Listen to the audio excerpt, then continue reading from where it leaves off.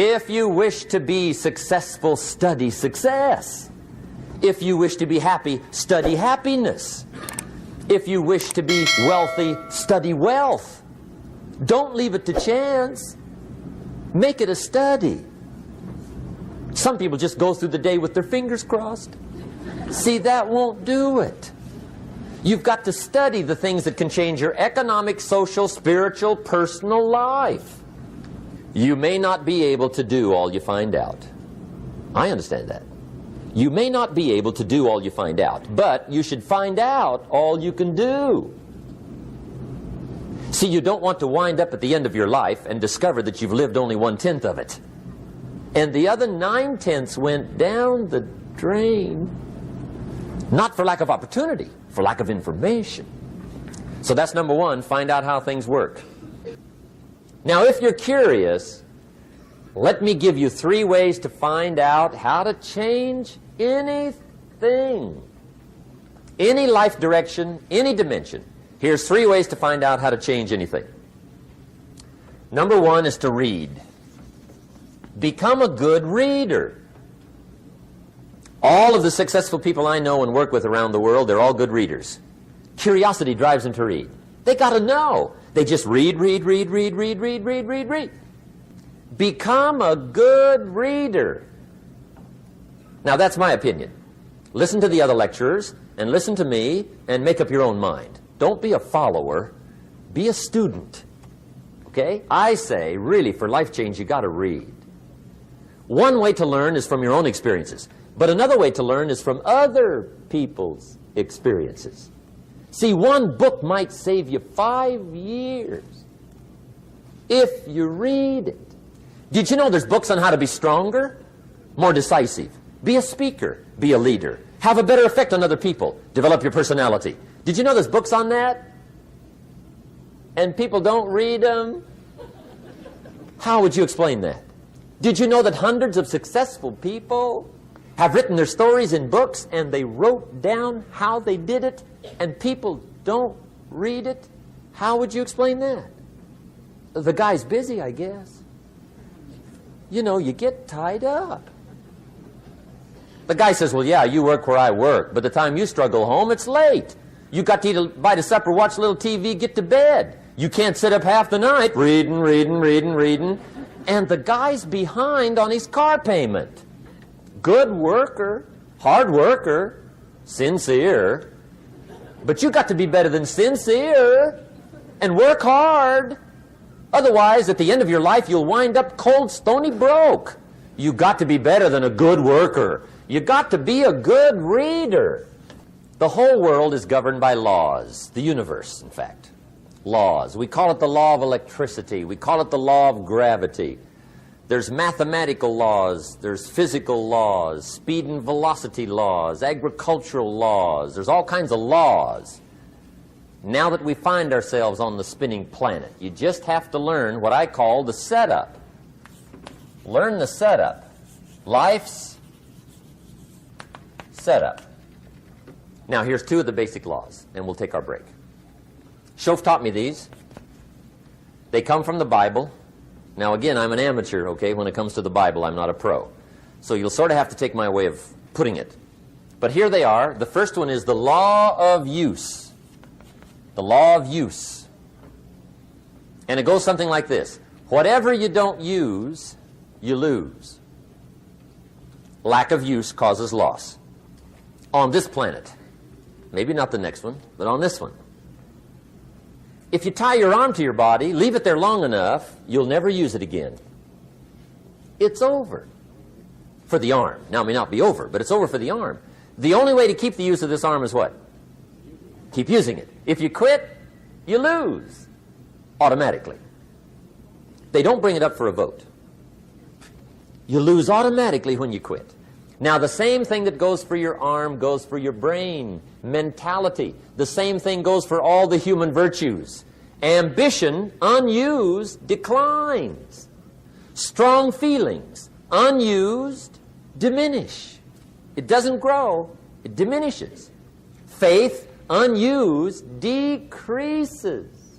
It's a law. Vitality, unused, diminishes. Energy unused decreases. The guy says, well, I'm going to save up my energy. You can't do that.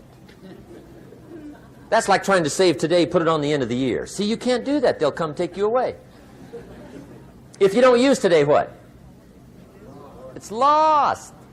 The guy says, well, I'll work twice as hard tomorrow to make up for it. See, that's foolish. You could have done that anyway. Today unused is lost. A talent unused is lost. An ability unused is lost. So here's one of the key expressions of the evening. Take a new inventory of yourself. Starting tomorrow, new project. Take a new inventory. And make sure that all of your talent and ability and mentality and ingenuity and vitality and strong feelings, faith, courage, make sure that all you've got's being used. Otherwise, you lose. Now, one of the best illustrations of the law of use is a Bible story called the Parable of the Talents. The talent story. Interesting story if you haven't read it in a while. Just review it. It's a good story. An ancient story. It says there was a master with 3 servants.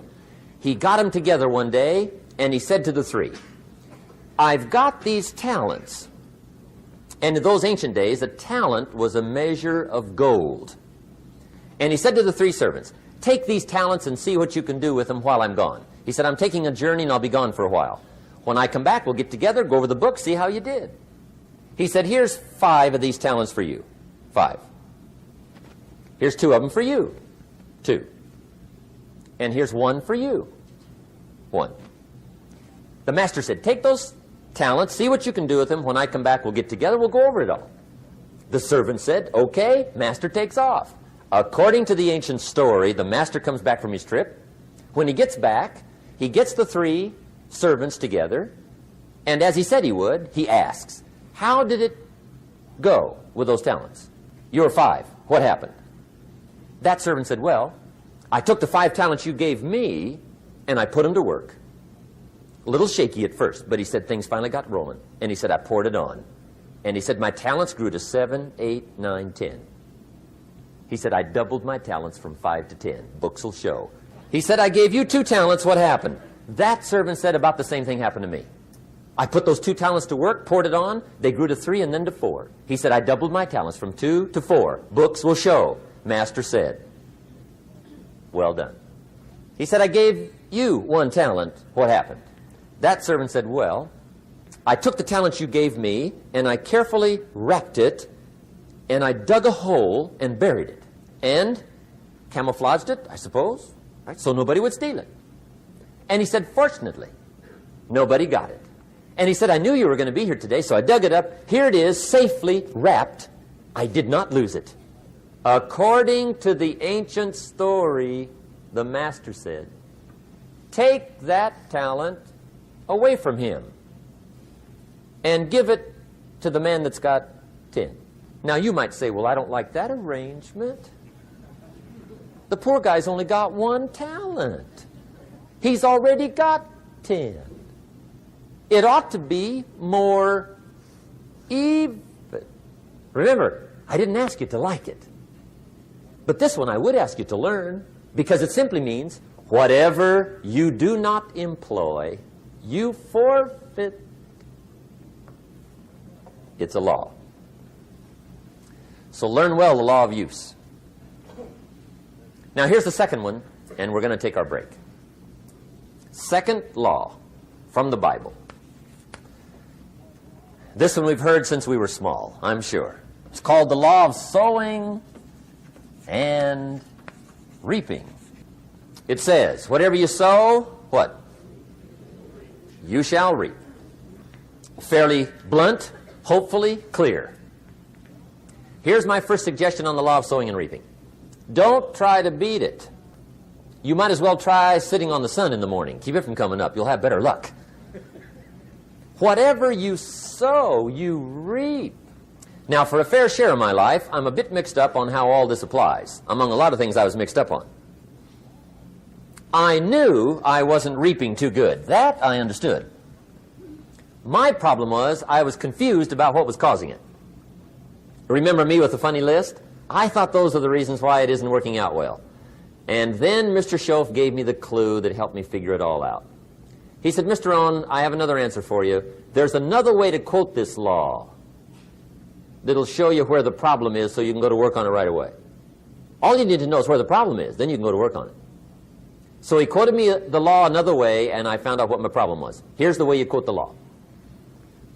Whatever you reap is what you've sown. Now I knew what my problem was. Whatever you reap is what you've sown. If you don't like the crop, who do you look up? Answer, whoever planted it. And where do you find who planted your crop? Answer, in the mirror. What I finally learned to do come fall was to go to the mirror. That's where you go. And if necessary, you say, a few skinny carrots? I got to be unimpressed. Where were you last spring? Asleep. Didn't you read the books? Did you break your hoe? Let me give you 7 key points to the law of sowing and reaping. 7 points to sowing and reaping. Here's part of the philosophy that really helped me to make some changes in life direction. Number 1, the law of sowing and reaping is negative. That's number 1, which simply means if you sow bad, you reap bad. Now, this is kind of 3rd grade, but it doesn't hurt to go over the basics. If you plant thistle seeds, you don't get pumpkins. Honest, no use looking for pumpkins. John says, how come no pumpkins? Come on, John. The law's negative. That's how come. Now, here's number 2. The law's positive, which simply means if you sow good, you reap good. If you plant pumpkin seeds, you don't get thistles. Not from pumpkin seeds. Mother Nature won't pull tricks on you over in the corner snickering, pushing you thistles and you planting pumpkin seeds. She won't do that. You will get pumpkins from pumpkin seeds, and the reason is because the law is positive. Now, here's number 3. I got excited when I found out the full dimension of this. See, you do not reap what you sow, but rather you always reap much more than what you sow. So the 3rd key word is more. You don't get back what you put out. You get back much more than what you put out. And it works both positive and negative.